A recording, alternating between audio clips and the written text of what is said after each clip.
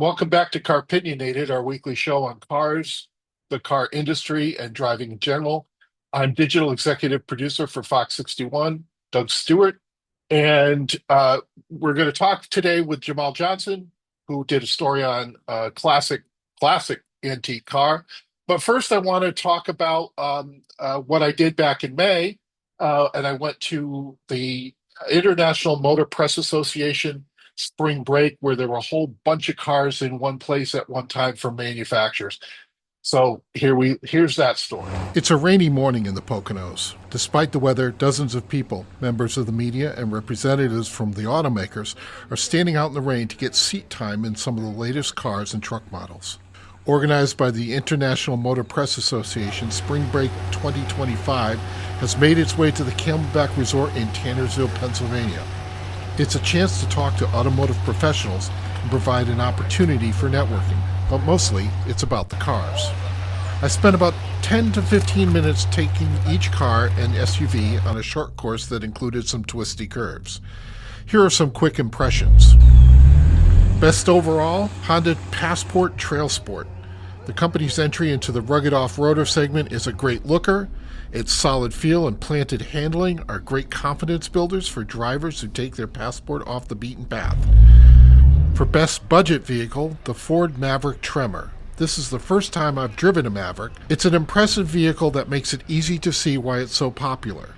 It's got a smooth but not bouncy ride. The materials are inexpensive but don't look cheap. It wins over the Civic because it's a pickup truck. The runner-up is a Honda Civic, a car name that dates back to the 70s and still tops in its class. Quiet, with a solid feel on the road, it's happy to be driven with a little gusto. For the biggest surprise of the day, the Lincoln Navigator. Lincoln's top-of-the-line massive SUV is redesigned this year, and it handles in a way that belies its 3-ton weight. It's a stylish and luxurious way to carry up to 8 passengers. The reserve trim was complemented with the Jet Appearance Package, which features a black grille, wheels, and trim. It speaks more through actions than in bluster. The runner-up for biggest surprise was the Toyota Crown Signia. It's the second model in the Crown sub-brand, and it shows what would happen if Lexus decided to build another station wagon. It's made for people who want utility without bulk. A quiet and athletic driver, it also comes with the solid feel of a Toyota. For the best luxury car, it's the Volvo EX90. If someone were to call for an upscale Scandinavian take which doubles as a bank vault, this would be the result. Yes, the quiet is in large part to the electric drivetrain, but it doesn't seem to hurt that every choice contributes to its sleek appeal. An amazing sound system doesn't hurt.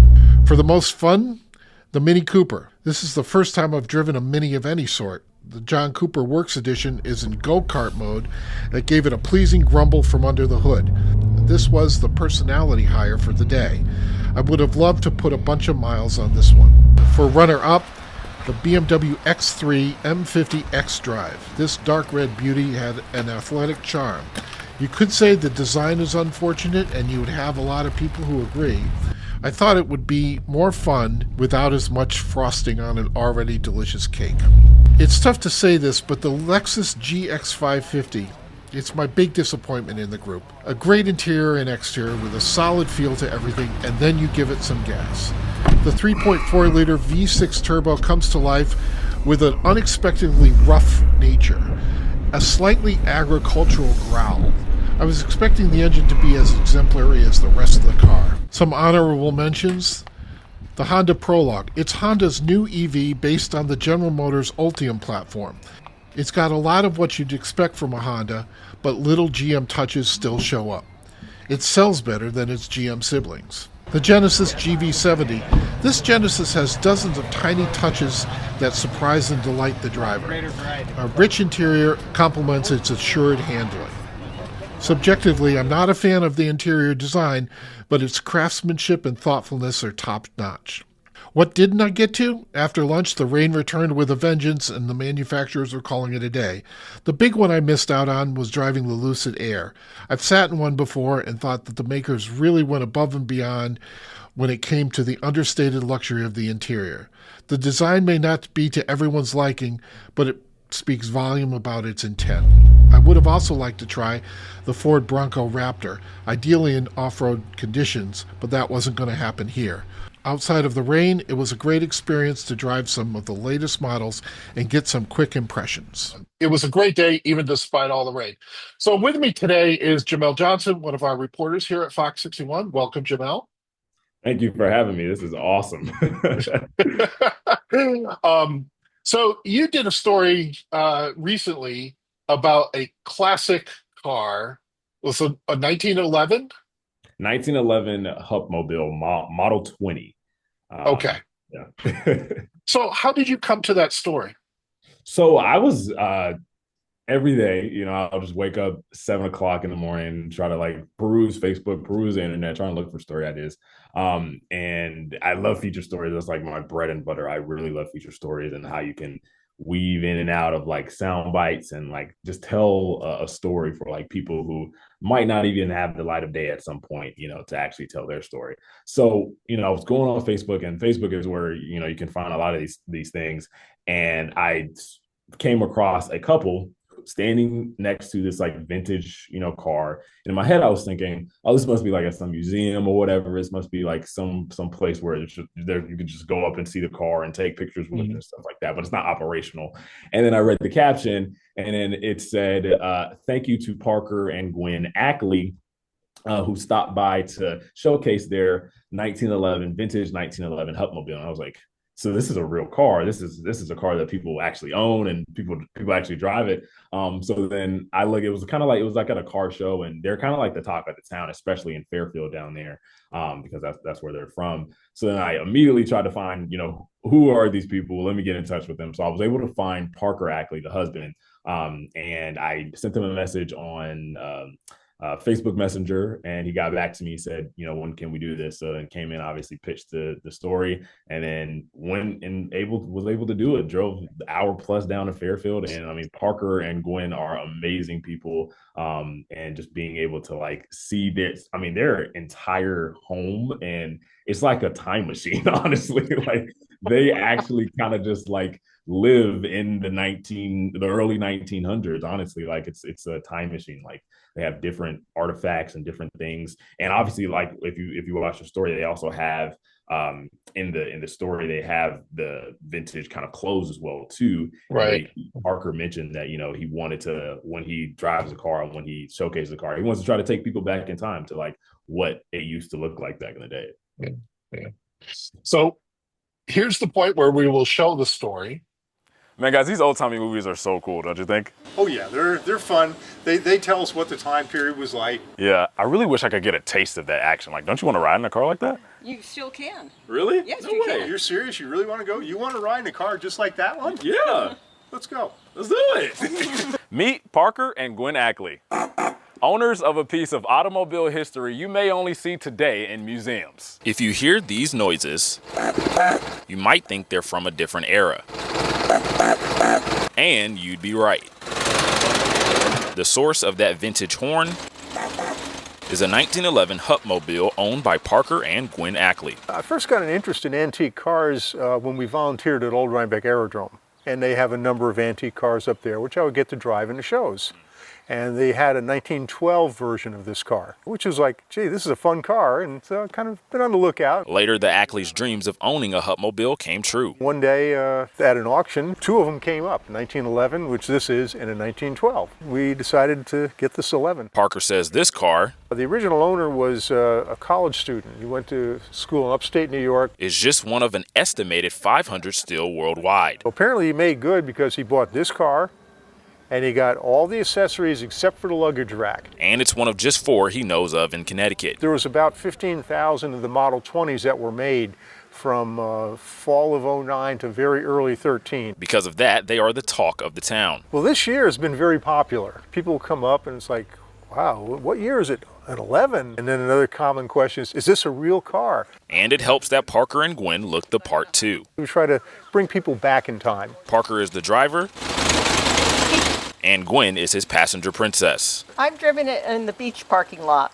where I don't have to deal with any traffic. It might be 114 years old, but the car runs like a dream. It's kind of a sporty feel. There are period correct shock absorbers on the front that are aftermarket, so the car holds the road very well, but you feel every bump. We in fact did feel just about every bump. This particular one is 35. I can't imagine, like, this thing's scary enough at 25. The couple are just two of a long list of owners, and they hope the next owners are just like them. Someone who appreciates originality in antique cars. I don't have anybody specific in mind, but when the time comes, probably the first place I would go to would be put an ad in the Hupmobile newsletter. Parker and Gwen also own a 1915 Dodge Brothers touring car that they're hoping to get back on the road soon.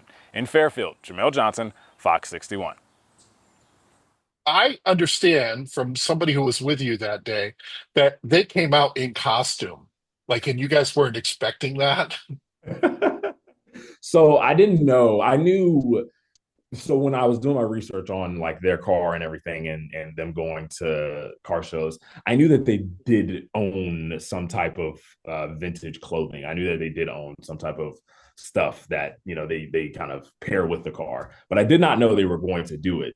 Because Parker even said, you know, the person who was with me, who was shadowing me, Victoria, she was like, asked Parker, do you guys normally wear the get up, or do you guys kind of just, you know, just drive the car, you know, regularly? And he was like, well, it's kind of like 50. Sometimes, you know, if they want to just take out the car on a stroll or whatever, they'll wear modern clothes, regular clothes.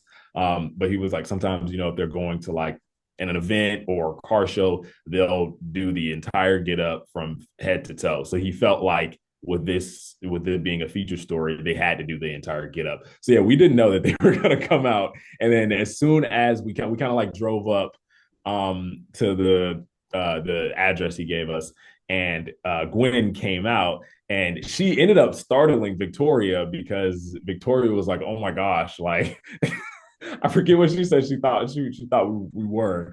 But she really was not expecting that as soon as she came out. And Gwen was like, oh, you guys can just come in and park, you know, behind the actual car that they have. It's like a Toyota. She was saying we could park behind that because they were going to leave space for the Hupmobile to drive up, so we could do the story in the driveway. Yeah. And so what did you think of the car? The car is awesome. So I have not, the only kind of thing that I've driven similar, not even driven, but kind of like rode in similar to this, was at Six Flags over Georgia, back home. They have these, they have like a track around the park, and they're called the Hanson cars. Basically, they're very, very similar to this Hupmobile, but it's a two-seat in the front, and then it has two seats in the back as well, too. So you have a total of 3 passenger seats. And back in Georgia on this little racetrack kind of thing, it's a guided track. Obviously, you can't like veer off and stuff like that. But it feels very like the car feels very antique. Like I don't even know. Like I mean, they're operational, but like I don't know how viable they would be on a regular now. And to my understanding, like back in 1911 or whatever, there was a lot of these kind of like smaller companies or smaller car companies popping up around making these kind of like cars like this. Obviously you had the bigger ones like Ford or whatever, but like you had like smaller car companies, and Hanson cars were a smaller car company based in Georgia, and they were around, I believe, until 1930. They dissolved in 1930, and then they started selling their cars, all the cars they made. I think it was about like 30,000 or so. All the cars they made, they started selling them off to museums and amusement parks like Six Flags over Georgia. And Six Flags over Georgia bought a bunch of them once they got up and running, I think in the 1940s, 1950s. And that's how they have been running those cars up until today. Yeah. So that was the only thing I've driven since, or I've kind of rode in since then. And then when I got in and Parker was driving, I mean, the car felt so smooth. I did not think it was going to feel that way. And he told me the top speed was 35, and that top speed of 35 does not feel like a regular car of 35. Like it honestly feels more so 50, 60 going in a residential. Because it's all open. It's all open, yeah. And then I don't know if it was because we were going in a residential with like, you know, a bunch of twists and turns and stuff like that, but Obviously, there's no seatbelt or anything, so you're kind of just like, it's honestly more like a roller coaster being in there. And in the story, he said, you feel every bump. You really do. When you're going over bumps or potholes, whatever, you feel them. And sometimes you have to kind of like, hold yourself down when you're like jumping up, like I said, like kind of like a roller coaster. But other than that, I mean, it really does feel like it drives like a dream. It really feels really good, and having the wind in your face and stuff like that with the goggles on, it does take you back in time. It really does. Yeah, yeah. Well, what you were saying about car companies is that, um, like the analogy I would make is like it's like internet startups today, or for the past 20 years. It's like you had all these companies that come up and, they're doing different things and they're in different places and, and things shake out. I mean, there was at least one manufacturer in the buildings right around our station. Mm. Pope Automobiles and Columbia Automobiles, I think were the same. My understanding is they were part of the same company, and they built those cars in those old industrial buildings that are near the station. And that company, and I've talked about this in a previous episode, that company did invented the first electric headlight for a car, Wow. and that was like right in Hartford. And but you're right. I mean, they were all over the place, and some of them survived by craziness or just merged with a company or just went out of business, and who knows? It was a really interesting time. Yeah, And it's super interesting. I don't know how much you know about that. Hupmobile was the second all company to make an all steel car not using wood, which is what most people used for cars at that time. Oh my And God. the the properties of wood under collision would probably not, right? Oh my God. Um, And then who was the I first? think You know? it was a company in the United Kingdom. Okay, in the I United think Kingdom. I think BSA. I think I just Yeah. I looked it up 20 minutes ago, so it wasn't like I know this knowledge. Um, No, when but I they the story, I was like, Doug would love this. Like, I was like, you were one of the first people I thought of. Like immediately, I was like, Doug would freaking love this. Yeah, yeah. My feeling when I drive, what you were talking about, that 35 feels like 60. Yeah, I just think I'm going to die here. There's nothing around me. Yeah. There's no, there's no seatbelts. There's nothing of that nature. And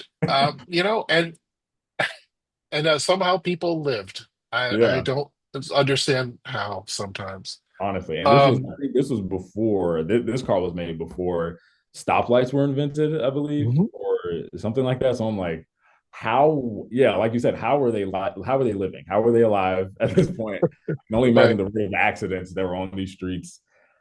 I don't know. I mean, and then when the stoplights were invented, they only had green and red lights, and there wasn't yellow lights. So if Yeah. you driving and boom, stoplight, you had to like just immediately brake. And I can imagine the brakes on these cars weren't that the best back in the Right. day. Yeah. I don't know. I don't know. So the company stuck around until the mid 30s, but mid to late 30s. Yeah. And they did make actual enclosed cars. What they did in incident of poor timing, like 1925 or so, they decided to move upscale, and they had made kind of average cars. They decided to move upscale, which at that time, meant that their other customers kind of went away, and then the depression hits, things like Yeah. that. Yeah. I had Um, to imagine the depression probably took a lot of those companies out. yeah, Or hurt a lot of those companies. Yeah. yeah, yeah, a lot of them. The one of the interesting things that I found was that in the later years, there's a designer, Raymond Loewy, who's like one of the great industrial designers of all time, and he designed a number of beautiful, beautiful cars. And he worked for them. He was kind of like a freelance designer he designed trains, he designed planes, he designed all sorts of things. Yeah. Beautiful, you know, streamlined, modern Art Deco, kind of kept with the style. But I didn't know that. Wow. They were also the first company to have a successful heater in a car, Okay. Oh, wow. So yeah, which, that's something. It's like yeah, something you take for granted nowadays, and then like absolutely. they Yeah, were the. That's so cool, and it's like yeah, you wouldn't expect that to come from a company that isn't around to this day. Like you right, would expect that to be like a Ford who was back, the king back in the day, and they weren't the first ones. And it's like right, an analogy like Apple's always stealing from Android, like but Android is the or but Apple is the king, and right. you know bigger car companies probably definitely were stealing from other car companies, Yeah, back in the day, and then passing off as like new and improved, new and innovative or whatever. right, So right. Yeah, yeah. It's just I find that whole era very fascinating. Just to think, what could have happened. I mean, Hupmobile was based in Detroit, and a lot of people ended up in Detroit. But like, companies like I said, Hartford. I think there was something in Bridgeport. I don't remember, but anywhere there was an industrial base, there yeah, was somebody out there, building stuff. And now when you see the car industry and where for a long time it was really difficult to start a car company. Um, yeah, we the everything is littered with DeLoreans and other companies that never. But now, as my brother puts it, like electric cars are like an easy button, like because they don't have to worry about all the emissions and mm, stuff like that. They just have to build the car around an electric motor. So you've been with us since December. yeah. What other of your stories are your favorites around here? The other story that is my favorite would be probably the basketball or the 17-year-old turned 17-year-old on his birthday made a half court shot to win his team the game in Weston. Um, it was the SAAC basketball tournament, I believe. They were like in the first round, and his team or the Masick was the team they were playing. They were tied. This guy hits a 3-point shot. Game starts to be tied or whatever, and then Colin Kyle, he's like at half court calling for the ball on the inbound, gets the ball, turns around, immediately puts up the shot, and I think it wasn't even like a full second that he had. I think it was like 0.8, 0.9 seconds, and put up a shot and then drained it, and it was like crowd went wild, and it wasn't even the biggest crowd that they had that year. But I mean, it sounded like it was probably like Game 7 of the NBA Finals, honestly. Um, and it was such a really cool moment, and then it went viral on social media. So Facebook, it was popping on Facebook. Bleacher Report got it. I think House of Highlights got it as well too. And the biggest one was Sports Center Top 10, and he ended up not even just got on Sports Center Top 10. He ended up being number 2 on Sports Center Top 10. So it was like it blew up crazy. Then I went out and interviewed him. Such a really good kid, really well spoken as well too. And during the interview, well, I try to like incorporate as many creative stand-ups as I can. So I was like, for the intro of the story, I wanted you to try to recreate the shot. And I was like, you don't have to make this shot. If you do, fine. But I was like, just try to shoot the shot, and then we'll do like a cutaway of the actual shot going in, whether it be like a short jump shot, free throw, or whatever. But you won't see that part. You'll just see you shooting it, and then boom, cutaway, and it goes in. And this kid wanted to drain that shot again. He really wanted to do it. And I would say my bit, and I would pass him the ball, and he got so close so many times. There was one time where it rimmed in and it went out. It was a few times he had airballed, but that's to be expected. But one shot that I actually put in the story was where he like shot it, and then he like hit the back of the rim and then rimmed out and then came out. So, but he was really determined. He was really determined. That was probably my other my favorite story outside of the 1911 Hupmobile, and then probably my third one, all feature stories pretty much, but my third one would probably be either the trash sculptor, the artist who makes animal sculptures out of trash, or the the lady who the niece of the chief of mail for the 688. So Oh, yeah, yeah, yeah, yeah. it's like several ancestors, or not ancestors, because there's a lot of ancestors of them, but there was like, I believe she said 10 or 11 women who served in the 688 from Connecticut, and she's been trying to connect the descendants of those women who served in the 688 with their history. So a lot of them might not even know, like her, she didn't even know that she had or that her auntie was in the 688. She knew that she was in the military, but she didn't know she was in Yeah. that battalion. So learning about that was like kind of like a really cool history moment for her, and knowing that it was like really close to her home. So I thought that was pretty cool. So those are definitely my favorite stories that I've done. Yeah. Yeah. Cool. Well, I appreciate you coming on to Yeah, Car-Pinionated. thank you for having This has me. been, oh, next time you do a car story, we'll have you back. I'm gonna search them out now. I'm gonna look them up. So yeah, the Parker and Gwen also have, I said at the end, they have a 1920s Dodge Brothers touring car, and that one's is an enclosed one. Okay. So I didn't even know they had that one until they brought us in, and they were like, "Do you guys want some water?" And then we came in, and then Parker was like doing something with the engine or whatever, because he said something, there was something wrong with the engine. So they haven't driven that yet, but they just recently bought that one, and they want to get that one Yeah. on the road, and they're going to be taking that one to car shows and stuff too. Yeah. So that I thought that was pretty interesting. I'm assuming around, maybe was it the 19, because you said the Hutmobile also made an enclosed car, so I'm assuming maybe around that time when the 1920s Dodge Brothers touring car came out is when the enclosed car era. Yeah, most cars at a certain point, and you look at the progression of the Model T to the Model A, like the late 20s, the early 30s. Then that's when cars were enclosed, and people weren't going to get bugs in their teeth. So, which is a selling point, It's like Yeah, no more bugs in your teeth. So, for sure. yeah. All right. All right. This has been another week of Car-Pinionated. Remember that you can go to our playlist on YouTube and find it. Just look out for Car-Pinionated, and we will see you next time.